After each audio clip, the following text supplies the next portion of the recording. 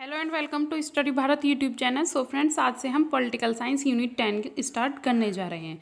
तो यूनिट 10 का ये आपका फर्स्ट लेक्चर होगा। इसमें हम जानेंगे कि भारत में शासन और सार्वजनिक नीतियों के बारे में। तो चलिए फ्रेंड्स स्टार्ट करते हैं। शासन और प्रशासन क्या है। तो फ्रेंड्स सबसे पहले हम जानेंगे कि शासन क्या है, उसके बाद में जानेंगे कि अच्छा शासन क्या है। तो सबसे पहले शासन को इंग्लिश में बोलते हैं गवर्नेंस। क्या कहते हैं? गवर्नेंस। ओके तो गवर्नेंस या शासन का मतलब क्या होता है कि नीतियों के संचालन की गतिविधि को, क्या नीतियों के संचालन की गतिविधि को ही हम शासन कहते हैं या फिर गवर्नेंस कहते हैं। कि कुछ नीतियां बनाती है सरकार और उनका जो संचालन होता है, किस प्रकार से वो लोगों के लिए कार्य करेंगी, किस प्रकार से लोगों को उनसे फ़ायदा मिलेगा, या फिर कौन कौन लोग जो है नीतियाँ बनाएंगे, ये सभी क्या हो जाएगा, ये शासन के अंतर्गत ही आ जाएगा। या फिर अगर हम दूसरे शब्दों में कहें तो राज करने या राज चलाने को ही हम शासन कहते हैं। यानी कि राज कैसे किया जाएगा और राज कौन कौन लोग करेंगे, राज करना और राज चलाने को ही हम शासन कहेंगे। इसके बाद में शासन वह तरीका या कार्य प्रणाली है जिसके द्वारा किसी संगठन या देश का सर्वोच्च स्तर पर प्रबंधन किया जाता है। इसमें क्या क्या होता है?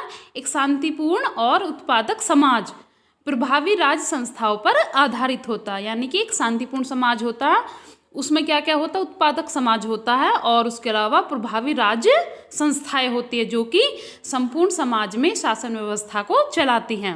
अगर सरल शब्दों में इसके बारे में जाने तो शासन ऐसी प्रक्रिया है जिसके माध्यम से निर्णय किए जाते हैं। कैसी है ये? जिसके माध्यम से निर्णय किए जाते हैं, ऐसी प्रक्रिया है।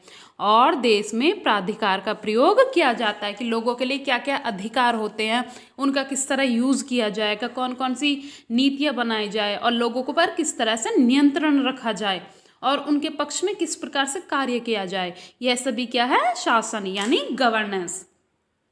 तो ये तो हो गया शासन। अब हम देखते हैं कि शासन को कैसे अच्छा किया जाए, यानी शासन को, गवर्नेंस को कैसे गुड गवर्नेंस में चेंज किया जा सकता है। तो क्या होता है गुड गवर्नेंस? अब इसके बारे में जानते हैं। तो अच्छा प्रशासन क्या है? इसका सामान्य अर्थ है सुशासन। क्या है? सुशासन। क्या है? सुशासन मतलब अच्छा शासन। एक तो शासन हो गया और उस शासन को कैसे अच्छे से अच्छा किया जाए ताकि वो लोगों के हित में ज़्यादा से ज़्यादा कार्य करें। इसका विस्तृत अर्थ कानून का शासन और मानवाधिकारों का संरक्षण। क्या क्या है इसका? एक तो कानून का शासन होना चाहिए और जितने भी मानव के अधिकार है उनका संरक्षण होना चाहिए। इसके अलावा क्या होना चाहिए? इसमें खुलापन होना चाहिए और जो सरकार है वो ईमानदारी से अपना कार्य करे। सरकार अपना ईमानदारी से कार्य करे, पारदर्शी हो और लोगों के प्रति क्या होनी चाहिए? उत्तरदायी होनी चाहिए। तभी हम किसी भी शासन को सुशासन या गुड गवर्नेंस कहेंगे। तो इसमें क्या क्या आता? एक तो अच्छे शासन क्या आना चाहिए? सुशासन में क्या क्या आना चाहिए? कानून का शासन होना चाहिए। इसके अलावा जो भी मानव अधिकार है उनका संरक्षण होना चाहिए।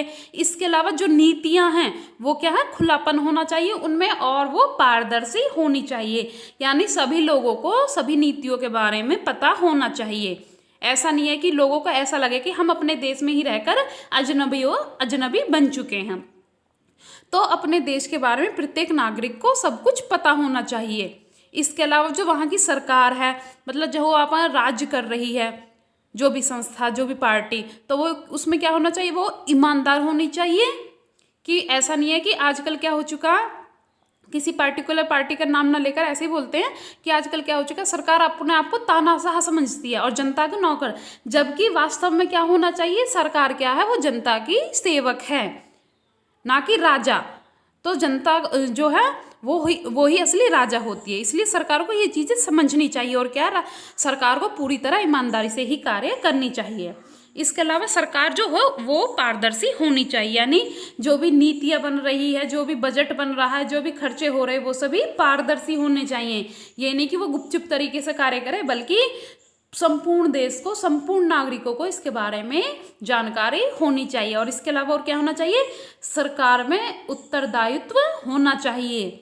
उत्तरदायित्व का मतलब है कि लोगों के प्रति उसके क्या क्या जो है जिम्मेदारियां हैं, क्या क्या वो उन्हें ऐसे कार्य करने चाहिए जिससे कि लोग अपना जीवन अच्छे से व्यतीत कर सके।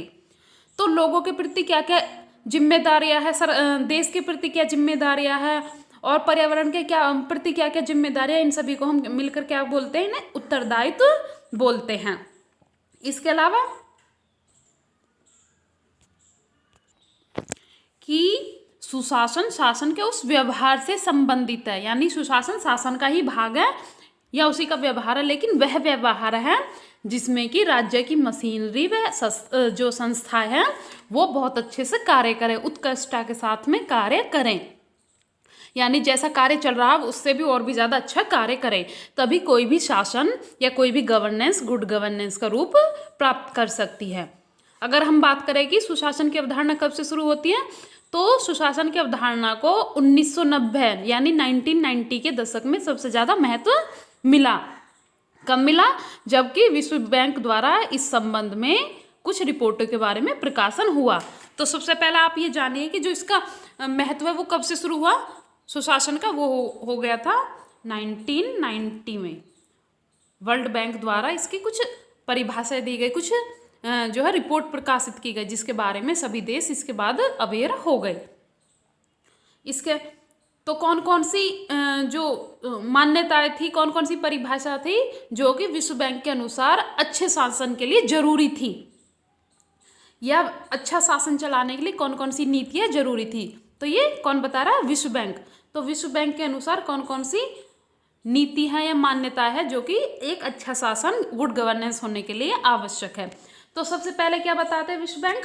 इसमें बताते हैं कि राजनीतिक उत्तरदायित्व का होना, यानी जो भी राजनीतिक पार्टी है उनके अंदर राजनीतिक उत्तरदायित्व का होना चाहिए, उनके अंदर जनता के प्रति जवाबदेही होनी चाहिए। उन्हें यह पता होना चाहिए कि हम जनता के लिए कार्य कर रहे हैं और जनता ने ही हमें चुनकर शासन की बागडोर हमें प्रदान की है, हमें सौंपी है, इसलिए हमें हर काम जनता को ध्यान में रखकर ही, जनता के हित को ध्यान में रखकर ही करना चाहिए।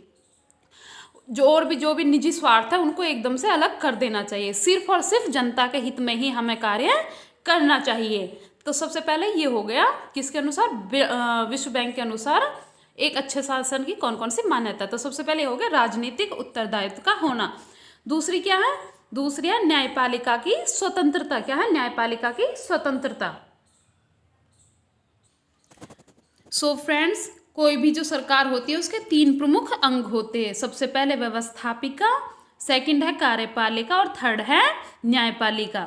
व्यवस्थापिका, कार्यपालिका और न्यायपालिका। अगर हम बात करें व्यवस्थापिका के क्या क्या कार्य होते हैं, तो जो व्यवस्थापिका होती है यानी विधायिका होती है, उसका प्रमुख काम होता है कानूनों का निर्माण करना, कानून बनाना, विधि बनाना, नीतियाँ बनाना। तो व्यवस्थापिका का कार्य होता है कानूनों का निर्माण करना। दूसरा आता है आपका कार्यपालिका। अगर हम कार्यपालिका के कार्य को देखें तो कार्यपालिका का कार्य होता है जो भी विधायिका ने कार्य बनाए हैं, नियम बनाए हैं, कानून बनाए हैं, उनको जमीनी स्तर पर कैसे लागू करना है। तो ये आ गया कार्यपालिका के अंदर, यानी जो नियम है उनको लागू करना कार्यपालिका का कार्य है। इसके अलावा न्यायपालिका का क्या कार्य है? न्यायपालिका का कार्य जो भी विवाद हो रहे हैं समाज में, जो भी गैरकानूनी कार्य हो रहे हैं उनका निपटारा करना और अलग से लोगों को न्याय प्रदान करना। तो ये हो गए इसके तीनों भाग, इसके शासन के, व्यवस्थापिका, कार्यपालिका और न्यायपालिका। इसलिए इसमें कहा गया, विश्व बैंक के द्वारा कहा गया कि जो सभी अंग है शासन के, जो प्रत्येक अंग है वो सभी स्वतंत्र रूप से अपना कार्य करने के लिए स्वतंत्र है, उन्हें अपना कार्य स्वतंत्र रूप से करना चाहिए। इसलिए जो न्यायपालिका है यानी जुडिशरी है वो भी पूरी तरह स्वतंत्र होकर ही अपना कार्य करे। अगर ये व्यवस्थापिका, कार्यपालिका उसके कार्यों में हस्तक्षेप करेगी, अगर कोई केस है सरकार उसमें अपना जो है हस्तक्षेप करेगी तो लोगों को अच्छे से न्याय प्राप्त नहीं हो पाएगा। तो इसमें यही कहा गया है कि जो न्यायपालिका है बिना किसी दबाव के, बिना सरकार के दबाव के या बिना किसी अन्य दबाव के अपना कार्य स्वतंत्र होकर करे। तो ये हो गया सेकंड, न्यायपालिका की स्वतंत्रता। थर्ड है इसमें ई गवर्नेंस। ई गवर्नेंस का क्या मतलब? आज का टाइम पूरी तरह से क्या, कंप्यूटर का युग हो गया, इंटरनेट का युग हो गया। तो सरकार जो भी नीतियाँ बना रही हैं, जो भी कार्य कर रही हैं, उन्हें पूरी तरह से ऑनलाइन कर देना, कंप्यूटराइज कर देना, ताकि कोई भी व्यक्ति उनके बारे में अपने कंप्यूटर से, अपने फ़ोन से उनके बारे में अच्छे से जान सके। और क्या है, सरकार के अंदर यानी शासन के अंदर अपनी भागीदारी सुनिश्चित कर सके, अपनी सहभागिता प्रदान कर सके और बता सके कि उनको क्या क्या प्रॉब्लम है, क्या क्या वो इसके लिए सॉल्यूशन चाहते हैं। तो ये तो हो गया ई गवर्नेंस, यानी इलेक्ट्रॉनिक माध्यम से सरकार में अपनी भागीदारी सुनिश्चित करना, सरकार की नीतियों को जानना, तो ये हो गया ई गवर्नेंस। नेक्स्ट है सरकार और सामाजिक संगठनों के बीच में सहयोग, यानी कि सरकार किस प्रकार से सामाजिक संगठनों के बीच में सहयोग करके अपने शासन को चला सकती है, उसे और भी ज़्यादा अच्छा कर सकती है। जैसा कि आप जानते हो कि समाज के बारे में सबसे अच्छी तरह से कौन जानेगा, सामाजिक संगठन, यानी वो समाज के द्वारा ही बनाए गए होते हैं। तो समाज की क्या क्या परेशानियां हैं, क्या क्या उनकी ज़रूरतें हैं, इस बारे में सामाजिक संगठन सरकार को अवेयर कर सकते हैं, सरकार को इस बारे में बता सकते हैं कि समाज में लोगों की ये दिक्कतें हैं और आपको इन बारे में ये निदान करने चाहिए, सॉल्यूशन निकालने चाहिए। इस प्रकार से सरकार उन नीतियों को बनाकर जो कि लोगों के हित में कार्य करे, जो कि समाज के हित में कार्य करे, उनको बनाकर सुशासन को सुनिश्चित कर सकती है।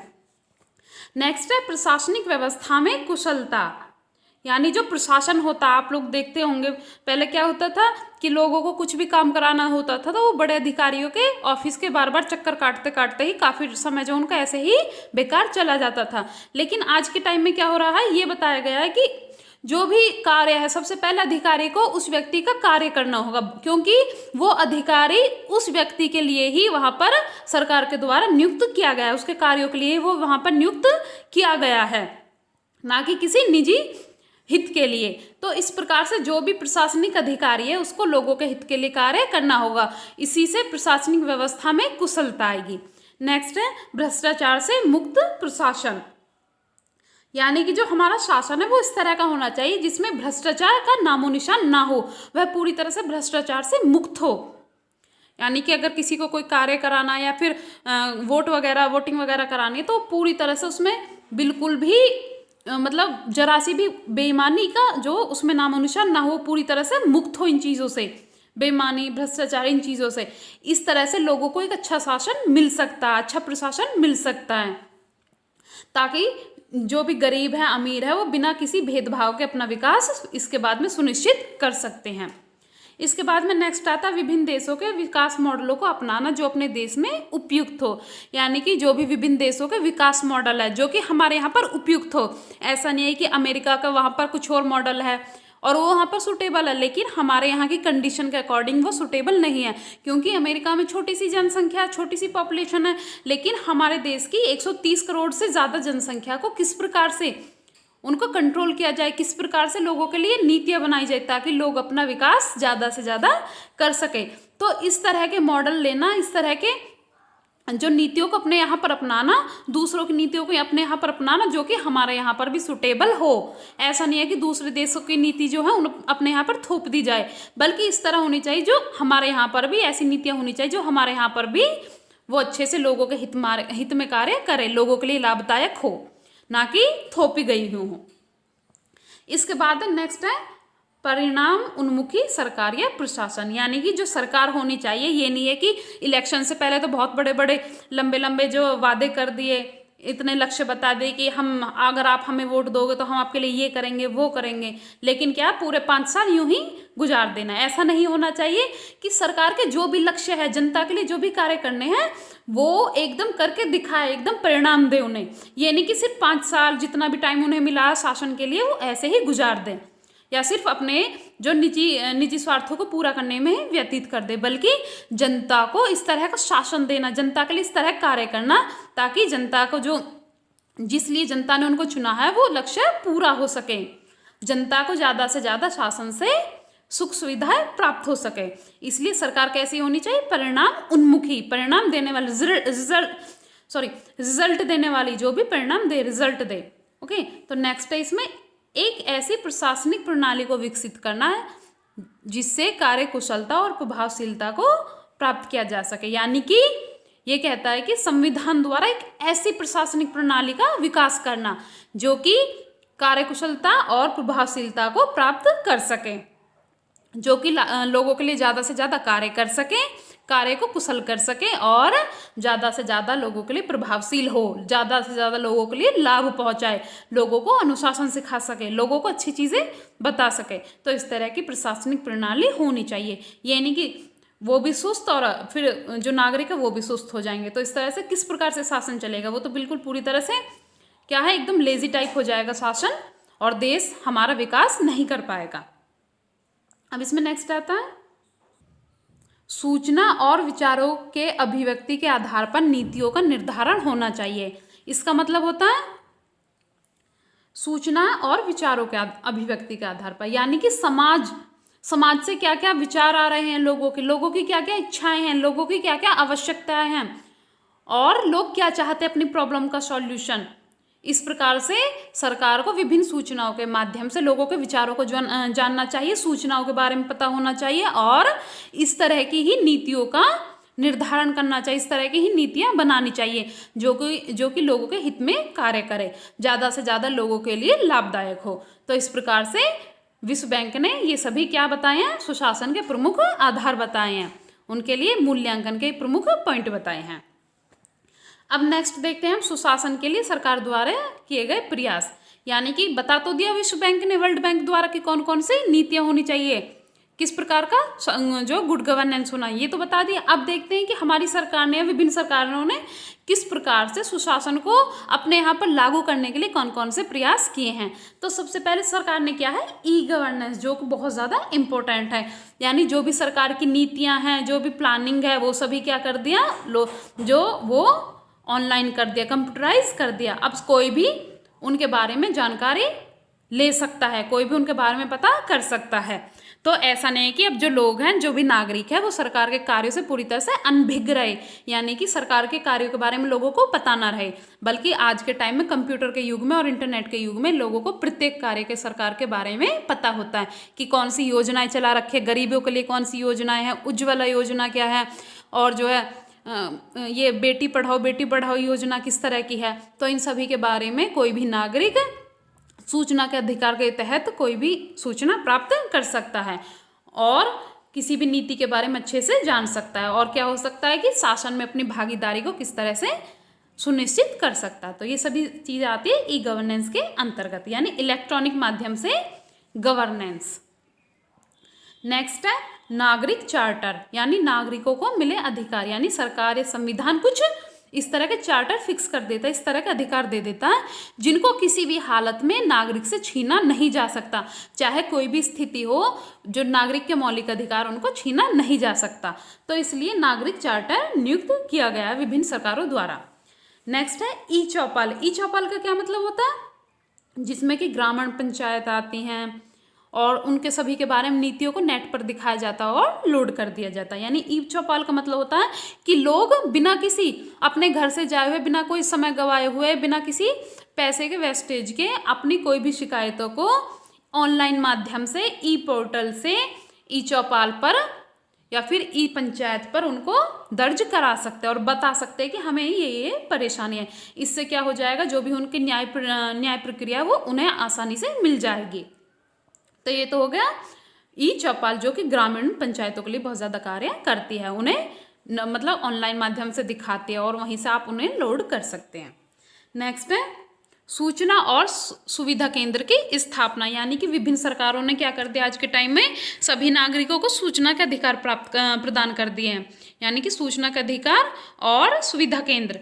एक तो कोई भी व्यक्ति किसी भी टाइम बिना कोई जो है बिना किसी वजह के भी सूचनाएं प्राप्त कर सकता है, सरकार के बारे में कोई भी सूचना प्राप्त कर सकता है, जो कि मतलब वाजिब हो, वो पूछ सकते हो आप लोग कि हमारी सरकार किस प्रकार से कार्य कर रही है, कौन कौन सी योजनाएं बना रही है, आगे की क्या प्लानिंग है। तो सूचना के अधिकार के तहत, यानी 2005 में बना था सूचना का अधिकार, इसके तहत कोई भी नागरिक कोई भी सूचना प्राप्त कर सकता है। और क्या क्या हो सकता है कि जो भी सुविधा केंद्र है, यानी सरकार ने बहुत सारी चीज़ों के लिए कुछ सुविधा केंद्र बना दिए, जैसा आपने देखा होगा कुछ गाँवों में जनसेवा केंद्र बने हुए, तो वो सरकार के माध्यम से बने हुए ताकि लोगों को ज़्यादा से ज़्यादा सुविधा रहे। अगर उनको आधार कार्ड बनवाना है अपना, या कोई भी ई लाइसेंस बनवाना है, या कोई भी अन्य राशन कार्ड वगैरह हो गए, तो ये सब बनवाने वो यहाँ से बनवा सकते हैं जनसेवा केंद्र से, ताकि जो ग्रामीण एरिया के लोग हैं उनको भी पूरी तरह से शहरों जैसी फैसिलिटी प्रदान हो सके, उन्हें मिल सके। तो इस तरह से तो ये तो हो गए फ्रेंड्स आपके लिए कि सरकार के द्वारा कौन कौन से कार्य किए गए हैं। नेक्स्ट आता है आपका एलपीजी के बाद में 1990 के बाद भारत में क्या क्या सुधार हुआ, अभी मैं इसके बारे में आपको बताती हूँ थोड़ा डिटेल में। सो फ्रेंड्स, सबसे पहले हम जानेंगे कि एलपीजी का मतलब क्या है। एलपीजी, तो इन तीनों का अलग अलग अर्थ है। LPG, okay. तो जिसमें एल का मतलब होता है लिबरलाइजेशन। क्या है? लिबरलाइजेशन यानी उदारीकरण। इसमें पी का मतलब होता है प्राइवेटाइजेशन। क्या है? प्राइवेटाइजेशन यानी निजीकरण, उदारीकरण, निजीकरण। और जी फॉर ग्लोबलाइजेशन। ग्लोबलाइजेशन का मतलब होता है वैश्वीकरण। तो इस तरह से जब ये चीज़ें आ गई, उदारीकरण, निजीकरण और वैश्वीकरण, तो उसके बाद में भारत में क्या क्या सुधार हुआ, भारत ने अपनी कौन कौन सी नीतियों को सुधारा। तो इसमें क्या होता है कि जब 1990 के आसपास में पूरा वर्ल्ड एक होता जा रहा था, पूरा संसार एक होता जा रहा था, जो देश हैं उनकी वो भौगोलिक सीमाएं खत्म होती जा रही थी और संपूर्ण विश्व वैश्वीकरण की तरफ तेजी से बढ़ रहा था। और क्या हो रहा था, जो विभिन्न देश हैं उनकी राजनीतिक, सामाजिक और आर्थिक व्यवस्थाएं उदारीवादी हो रही थी, उदारवाद हो रही थी और अर्थव्यवस्था पूंजीवाद की तरफ उन्मुख हो रही थी। तो डेफिनेटली भारत पर भी इसका प्रभाव पड़ रहा था और भारत भी अन्य देशों पर अपना प्रभाव डाल रहा था। यानी कि कुछ लोग भारत आ रहे थे और वो यहाँ पर अपनी संस्कृति, जो यहाँ पर अपनी संस्कृति दिखा रहे थे लोग, भारत के अपने जो है वो उन संस्कृतियों को, उन जो संस्कृतियों को अपना रहे थे और जो भारत के लोग हैं वो दूसरे देशों में जाकर बस रहे थे। तो जाहिर सी बात है कि हमारे यहाँ की संस्कृति भी दूसरे देशों में फैल रही होगी। इस तरह से दूसरे देशों की संस्कृति तो हमारे यहाँ पे पैर पसार रही थी और जो हमारे यहाँ की जो संस्कृति है वो दूसरे देशों में भी फैल रही थी। तो इस तरह से इस समय कोई भी देश इन परिवर्तनों से खुद को बचा नहीं सकता था। यानी जो संस्कृति का बहुसंस्कृतिकरण हो रहा था, इनसे खुद को बचा नहीं पा रहा था। कोई भी देश इनसे अपना आप को छूता नहीं रख सकते थे। तो ऐसी स्थिति में सभी देशों को अपनी नीतियों में कुछ बदलाव करना जरूरी था। तो एलपीजी का मतलब आप समझ गए, उदारीकरण, निजीकरण और वैश्वीकरण की स्थिति। इस स्थिति के आने पर भारत ने भी कुछ अपनी नीतियों में सुधार किए, कुछ बदलाव किए, ताकि वह भी संपूर्ण विश्व के साथ में कदम से कदम मिलाकर चल सके। तो क्या क्या सुधार हुए थे भारत में, आइए इनके बारे में जानते हैं। सबसे पहले आता है आवश्यक औद्योगिक लाइसेंस प्रणाली और व्यवस्था को आसान किया गया। यानी उससे पहले क्या था, भारत में जो औद्योगिक लाइसेंस प्रणाली थी वो काफ़ी जटिल प्रक्रिया थी, बड़ी मुश्किल थी। लेकिन उसके बाद में क्या हो गया, भारत ने इस प्रणाली को, लाइसेंस प्रणाली को बहुत ही आसान कर दिया। सेकंड आया इसमें घरेलू और विदेशी निवेशकों को भारतीय अर्थव्यवस्था के क्षेत्र में निवेश की अनुमति मिली। यानी कि जो भी घरेलू और विदेशी निवेशक थे, जो भी हमारे यहाँ पर दूसरे देशों के निवेशक थे और हमारे यहाँ के खुद के घरेलू निवेशक थे, उनके लिए जो अर्थव्यवस्था है उसमें निवेश को अनुमति मिल गई। पहले क्या था, पूरी तरह से ये क्या था, सरकारी कार्य थे, ये सरकार के हाथ में थी अर्थव्यवस्था। लेकिन बाद में धीरे धीरे क्या हो गया, जो घरेलू और विदेशी निवेशक है वो भी यहाँ पर अपना निवेश कर सकते थे, वो भी अपने यहाँ पे कोई भी कारोबार कर सकते थे निजी तौर पर। तो इस तरह से ये निजीकरण का कारण हुआ, इसलिए इसको भी भारत को काफ़ी आसान प्रक्रिया बनानी पड़ी। इसके बाद में थर्ड आता आपका पंजीकृत व्यवस्था सरलीकृत हुई। यानी जो पंजीकृत व्यवस्था थी उसको पहले की तुलना में काफ़ी सरल कर दिया गया, ताकि ज़्यादा से ज़्यादा लोग यहाँ पर निवेश कर सके, ज़्यादा से ज़्यादा हमारे यहाँ पर औद्योगिक विकास हो सके।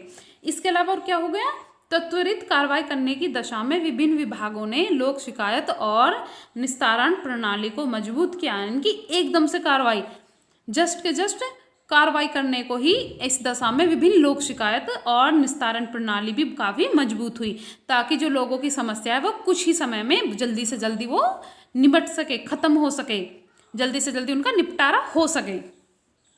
तो इस तरह से भारत ने एलपीजी के बाद में यानी उदारीकरण, निजीकरण और वैश्वीकरण के बाद भारत ने भी बहुत सारे सुधार किए, ताकि ज़्यादा से ज़्यादा हमारे यहाँ पे लोग निवेश कर सके और हमारे यहाँ की जो औद्योगिक व्यवस्था है वो ज़्यादा से ज़्यादा विकास कर सके, ताकि जो हमारे देश के नागरिक हैं उन्हें रोजगार मिल सके और हमारा देश भी ज़्यादा से ज़्यादा विकास कर पाए। तो ये तो हो गया भारत में क्या क्या सुधार हुए।